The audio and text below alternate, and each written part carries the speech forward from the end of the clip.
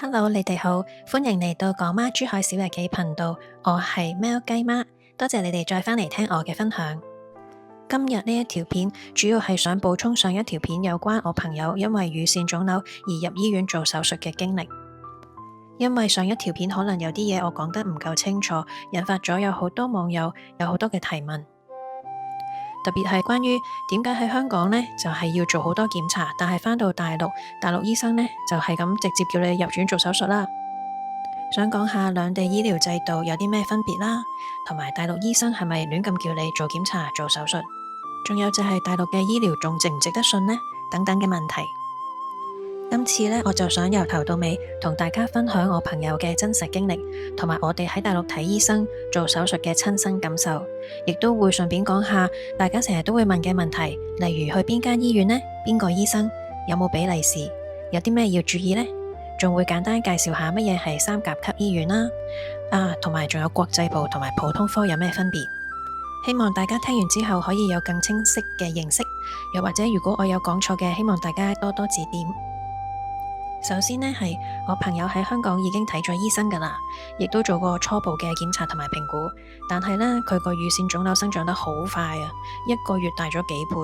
嚴重到唔使手摸，淨係肉眼都已經可以見到表面有一大嚿嘢。香港醫生嗰陣時已經建議要做進一步嗰啲深入嘅檢查，甚至係要考慮到做手術。但係問題呢，就係香港做進一步檢查費用好貴，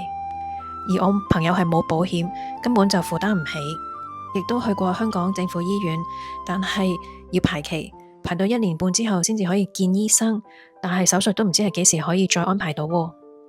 我見到有網友留言話，如果真係驗到係癌症嘅話呢，其實可以揾政府醫院俾報告佢，3個星期左右就可以有得睇啦。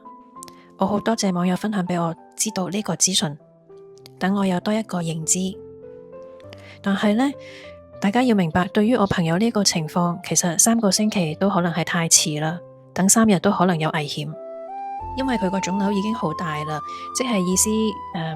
可能已經係變成惡性，或者即將要變成惡性啦。嗰陣時，醫生都建議朋友唔好用手去觸碰佢，因為有機會會激發到佢擴散。所以如果再等多3個星期，可能就會演變成為癌症，甚至真係擴散到一發不可收拾。朋友最後唯有選擇咗係要去大陸做呢個手術，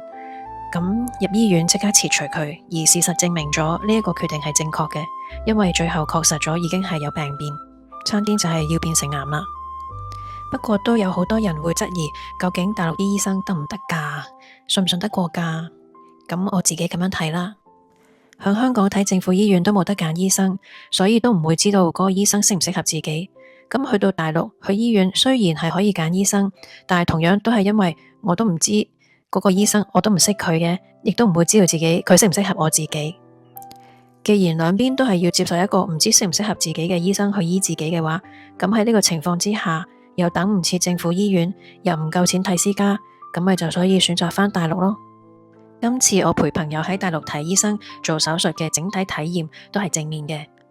首先就係好多人都會講話，大陸醫生係又叫你做手術，唔係又叫你做手術，係又叫你檢查，唔係又叫你檢查㗎。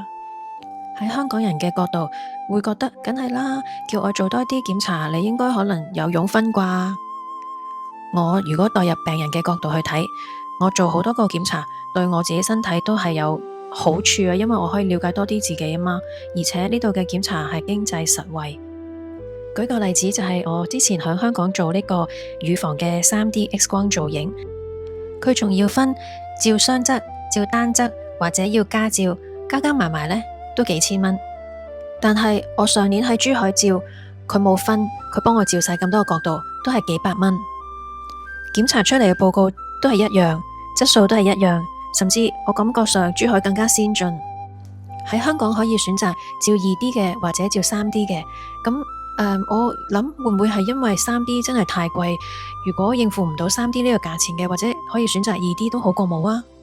但係喺珠海呢，係冇2D 照㗎，就係 3D，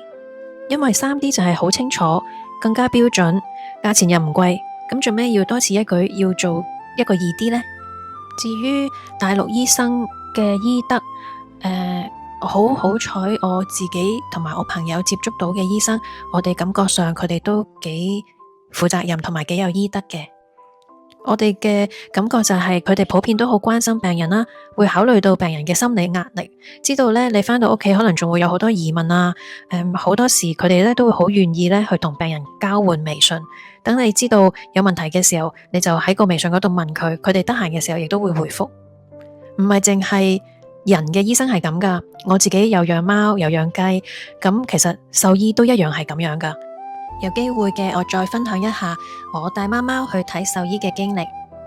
當時我隻貓貓病得好嚴重，獸醫點樣救返佢同埋收費。如果大家對珠海獸醫嘅話題都有興趣嘅話，請你記得訂閱我嘅頻道，撳埋隔籬嘅鈴鈴，到時我有片出就會通知大家噶啦。再講返我朋友喺呢邊做手術嗰位醫生，咁呢位主診醫生呢都有同我朋友講嘅，佢話呢，其實如果你香港政府等唔切做手術嘅話呢，咁你返嚟大陸做咗呢個切除腫瘤手術之後呢，其實你係可以返香港做後續嘅治療嘅。如果有需要嘅話，醫生係可以幫你寫低晒所有嘅報告，配合香港醫生嘅要求，然之後呢可以攞份報告返去香港去政府嗰度再做排期跟進。呢位醫生都有分享，佢話有唔少佢嘅病人都係嚟自澳門嘅，都係用呢一種方法處理。我哋又講下咩叫三甲醫院，盡快講咗佢。三甲醫院呢，就係醫院分級管制嘅標準，一級醫院就係一般社區基層醫院，規模細啲；二級醫院呢，就係地區性嘅醫院，規模中等；三級醫院呢，就係大型綜合性醫院，通常呢，就係省市大型醫院。咁呢，三甲醫院裏邊呢，亦都有分甲乙丙。咁所以呢，三甲即係最頂級噶啦，咁所以呢，醫生啊護士嘅水平都係最高嘅，擁有最先進嘅醫療設備，同埋處理各種好複雜嘅疑難雜症。咁其實要申請做三甲醫院呢，係要通過好多嘅條件先至可以得到國家認可，就等於餐廳入面嘅米芝蓮3星級餐廳咁樣，係實力最強、信譽最好，大家都會信得過嘅醫院。咁又講下國際部同埋普通門診啦。咁國際部或者係叫做特需部呢，就係尤其是喺三甲醫院入邊呢，佢哋都會提供一啲高端醫療服務俾每一個部門嘅。通常服務對象都可能係外籍人士、港澳台居民、高收入嘅人群、商務人士，或者某一啲公務員啦，或者企業嘅高管啦，或者想享受好好服務嘅市民。因為呢啲呢都係自費噶，醫保係唔保噶。咁所以佢價錢都係比較貴啦，就咁基本一個門診都要幾百蚊，但係提供嘅環境就會舒服啲啦，病房又會更加私隱度高啦。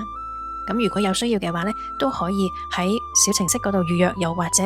去醫院嗰度直接預約。但係要知道收費呢，同普通個部門呢係貴幾倍，甚至乎係10幾倍以上。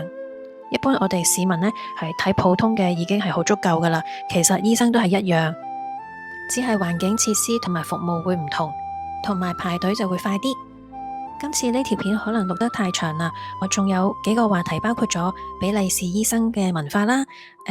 住喺病房時我見到嘅嘢啦，同埋仲有去到門診入醫生房嘅時候會發生嘅事，我都會喺下一條片再同大家分享。如果你都有打算嚟珠海睇醫生，你都必須要知道。好啦，今日就講到呢度，多謝大家收聽收睇，請你記得訂閱我嘅頻道，俾個 like 我，同埋留言俾我，多謝。